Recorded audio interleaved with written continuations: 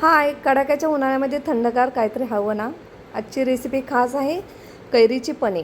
पने करण्यासाठी आपल्याला कैऱ्या घ्यायच्या आहेत. बाजारात खूप प्रकारच्या कैऱ्या भेटतात.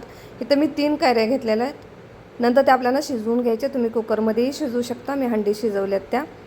कैरी शिजल्यानंतर वरची साल काढायची आपल्याला थंड झाल्यानंतर आणि आतला गर काढून घ्यायचा आहे. त्यातली कुई साईडला काढायचे. खूप इझी शिजतात त्या लगेच. हे बघा किती छान शिजलाय. नंतर त्यातला गर काढून घ्यायचं आपल्याला. चमच्यानं गर तुम्ही काढून घ्या. हा 1.5 वाटी गर आहे. 1 वाटी गूळ आपल्याला ॲड करायचं आहे. प्रमाण बरोबर आहे एकदम.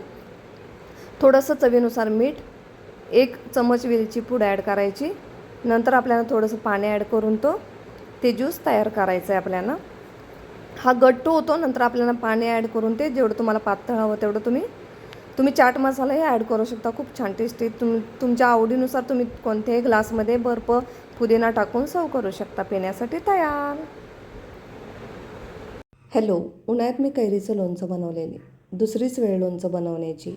बाजारातून लोणच्याच्या कैऱ्या आणल्या. छान त्या कापडानं पुसून घ्यायचे आहेत तुकडे. हळद आणि मीठ लावून ते रात्रभर मी ठेवलेले. त्याला सकाळपर्यंत पाणी सुटून जातं आणि छान त्या मुरतात हळदी आणि मिठाच्या पाण्यात. हे बघा अशा.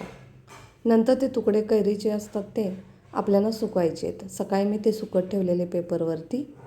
छान ते कोरडे होऊन जातात संध्याकाळपर्यंत, जेव्हा आपण मसाला लावू तोपर्यंत. सकाळी सुकत ठेवायचे आहेत. जास्त वेळ नाही सुकवायच्या. कैरीचा मसाला हा स्पेशल आहे. मी रतलामध्ये राहत होते तिथं हे घरगुती मसाला बनवला जात होता. तो मी मागवलेला. एकदम टेस्ट छान येते.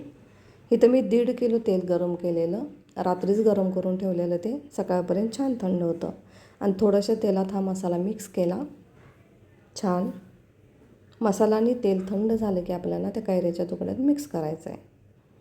ही चिनी मातीची भरणी. त्याच्यात मी लोणचं ठेवलेलं. त्या कैऱ्याच्या तुकड्यात मसाला मिक्स केला मी. सगळ्या कैऱ्यांना लावून घ्यायचा मसाला आणि छान असा भरणीत मी भरून घेतला. तेल थंड झालं की तेल त्यात ओतून घेतलं. कैरीच्या वर थोडंसं तेल आलं की लोणचं खराब होत नाही. माझी रेसिपी आवडली तर लाईक करा.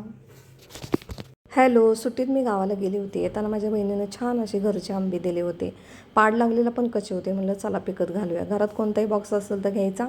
खाली पेपर घालायचा. छान इथं भाताच्या किंवा गव्हाच्या काड्या घ्यायच्या आणि नंतर आंबे छान कापडाने पुसून घ्यायचे आणि एकसारखे सेट करून घ्यायचे. नंतर त्या काड्या वरून घालायच्या, पेपर घालायचा आणि ते छान असे 2 दिवसात पिकून येतात. हे 2 दिवसातच पिकलेत. उष्णता जास्त असल्यामुळे. किती छान कलर आला आहे बघा. एकदम ओरिजिनल गावचा आंबा तो गावचाच असतो. खूप छान गोड होता. किती एकसारखे व्यवस्थित पिकल्यात. नंतर ते आंबे स्वच्छ करून घेतले आणि कट करून घेतले. खूप छान. आंब्याच्या सीझनमध्ये आंबा नाही खायचा तर काय खायचा. किती कलर छान आहे बघा. ओरिजिनल एकदम. हापूस आंब्याला पण मागं पाडेल. सर्वांनी एन्जॉय करा. समरमध्ये आंबे मस्त खावा, स्वस्त राहा.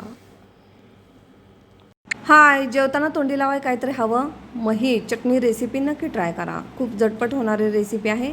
2 टॅमॅटो घ्यायचे, 1 कच्ची कैरी घ्यायची, त्याचे 2 भाग करायचे. 1 पॅन घ्यायचं, त्यामध्ये थोडंसं तेल, त्यामध्ये टॅमॅटो, कैरी, 1 कांदा भाजून घ्यायचा, खरपूस भाजून घ्यायचा आहे. थोडं लसणाच्या पाकळ्या, कढीपत्ता, लाल मिरची, तुम्हाला आवडीप्रमाणे तुम्ही हिरवी मिरचीही टाकू शकता. हे सगळं मिश्रण भाजून घ्यायचं. टॅमॅटोची साल काढायची आणि हे मिश्रण थंड झालं की मिक्सरच्या भांड्यात घ्यायचं. नंतर चवीनुसार मीठ, धने जिरे पूड, थोडा हिंग, लाल तिखट टाकून दरदर वाटून घ्यायचं. माझी रेसिपी आवडली तर लाईक करा.